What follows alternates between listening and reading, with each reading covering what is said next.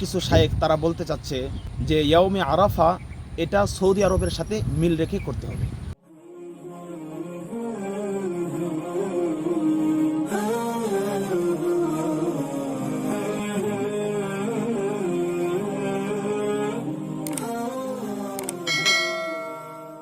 আসসালামু আলাইকুম ওয়া রাহমাতুল্লাহি ওয়া বারাকাতুহু। প্রিয় দর্শক শ্রোতা, কাছে দূরে দেশে প্রবাসে যে যেখান থেকে আমাদের এই আলোচনাটি শুনতেছেন দেখতেছেন, আপনাদেরকে অত্যন্ত ধন্যবাদ এবং মোবারকবাদ জানাই।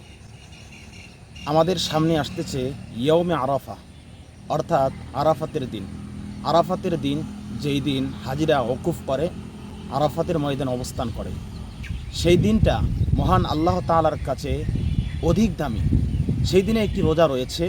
মুসলিম শরীফের ভিতরে আল্লাহ নবী সাল্লাল্লাহু আলাইহি ওয়াসাল্লাম বলেছে, সিয়ামু ইয়াউমি আরাফা আহতাসিবু আলাল্লাহি ইউকাফিরু সানাতাল্লাযী ক্বাবলাহু ওয়া সানাতাল্লাযী বা'দাহু, যে ইয়াউমে আরাফার দিনের রোজা এটা আল্লাহ তাআলার কাছে এতটা প্রিয় যে তার পূর্ববর্তী এবং পরবর্তী 2 বছরের গুনাহ আল্লাহ তাআলা মাফ করে। তো এই ব্যাপারে অনেক আলেম বলতে চাচ্ছে যে ইয়াউমে আরাফাটা কোন দিন।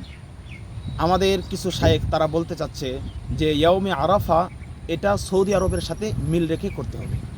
আসলেই আরাফার দিন এটা সৌদি আরবের সাথে মিল রেখে এটা করতে হবে না, কারণ আমরা সৌদি আরবের সাথে রোজাও রাখি না, আমরা সৌদি আরবের সাথে ঈদও করি না। কারণ রোজার সম্পর্ক হলো চাঁদের সাথে, রোজার সম্পর্ক হলো চাঁদের সাথে। সেই জন্য সৌদি আরব 2025 সালে 6 জুন সৌদি আরব ঈদ হবে। এর আগের দিন হলো ইয়াউমে আরাফা।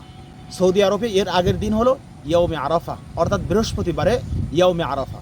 সৌদি আরবে যেহেতু শুক্রবারে ঈদ হচ্ছে, আমাদের সেই দিন ইয়াউমে আরাফার দিন, কারণ আমরা সৌদি আরবের একদিন পরে আমরা ঈদ করি এবং কি রোজাও রাখি। তো আল্লাহর নবী সাল্লাল্লাহু আলাইহি ওয়াসাল্লাম চাঁদ দেখে ইফতার করতে বলেছে।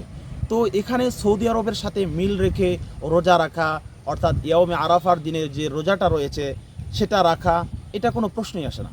সেই জন্য যারা বিভ্রান্তি ছড়াচ্ছে, মানুষদেরকে মতনৈক্য করছে, তারা মানুষদেরকে বিভিন্নভাবে পথভ্রষ্ট করার চেষ্টা করছে।